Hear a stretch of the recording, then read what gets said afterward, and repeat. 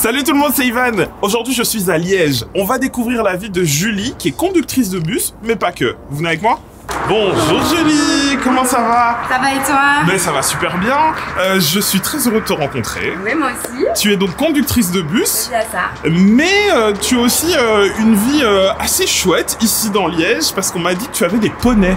Oui, j'ai deux petits poneys, deux vieux poneys, mes petits pensionnaires. C'est vrai. Ils sont ici derrière chez moi. Ici où il y a mes deux vieux petits poneys. Oh, Ah, mais voilà. c'est trop chaud. Comment il s'appelle? Bouchou. Moi, je l'aurais appelé Sia. Tu vois, Oui, pour sa coiffure. avec la coupe. Hein. Sa coiffure est exceptionnelle, oui. D'accord. Quand j'arrive pour prendre mon service, déjà je viens montrer ma présence, donc c'est le premier contact. Et alors à ce moment-là, on m'a dit que le numéro du bus que je dois prendre et dans quelle rangée il se trouve. Bonjour. Merci. Et pourquoi c'est important de valider quand on rentre dans le bus? S'ils ne valident pas, ils peuvent recevoir une amende de 10 €. Donc du coup, le but, c'est vraiment de monter et de bien valider son titre de transport. On a des voyageurs qui vont tout de suite comprendre et dire oui, c'est bon, je vais payer, j'ai pas de titre. Maintenant, on en a d'autres qui savent que c'est pas mon rôle et qui vont pouvoir riposter, voire ça a déjà été vécu, voire devenir agressif et pouvoir mettre des coups sur la vitre.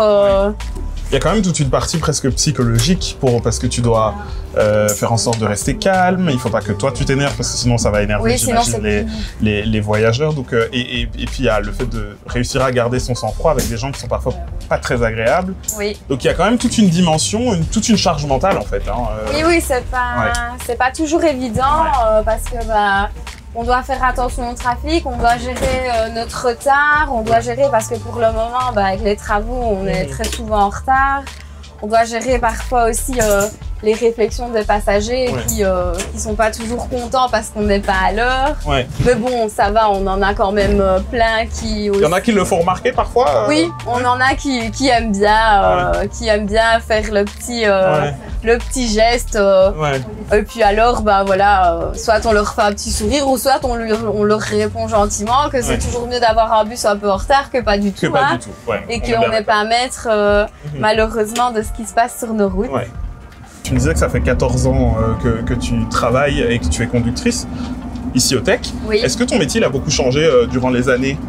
Les gens sont beaucoup plus stressés, les automobilistes sont beaucoup plus agressifs. Oui, ça a quand même fort changé.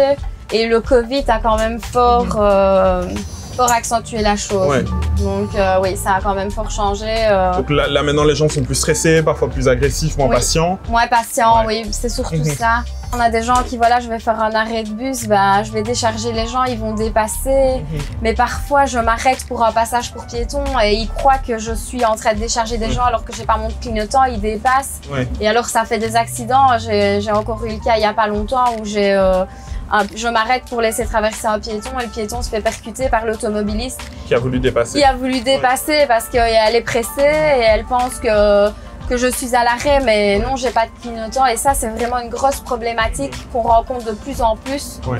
On arrive tout doucement à la fin du trajet. Oui, et à la fin de ce moment qu'on a passé ensemble. Est-ce que toi, tu aurais une petite conclusion, un petit mot à dire justement aux voyageurs pour les sensibiliser aux futurs trajets qu'ils auront avec toi ou avec tes collègues? Oui, moi je veux leur dire qu'on vient faire notre boulot par envie, donc qu'on est là au départ pour leur rendre service et leur faire plaisir et les amener d'un point A à un point B, mais qu'il ne faut pas qu'ils oublient qu'on est des êtres humains comme eux, qu'on peut avoir des jours difficiles et des jours plus faciles, qu'on essaye de faire un maximum et qu'on n'est pas responsable parfois de l'état du véhicule si on a eu une panne, qu'on n'est pas responsable du collègue avant qui n'est peut-être pas arrivé à l'heure parce qu'il a rencontré des difficultés ou peu importe. Donc il ne faut pas qu'ils oublient qu'on reste des êtres humains comme eux et que vraiment on fait ce qu'on peut pour être à l'heure, mais que pour le moment avec les travaux etc.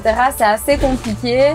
Donc vraiment on donne le maximum, mais qu'ils n'oublient pas qu'avant tout on est des personnes comme eux et qu'on fait tout notre possible pour vraiment les satisfaire au plus possible.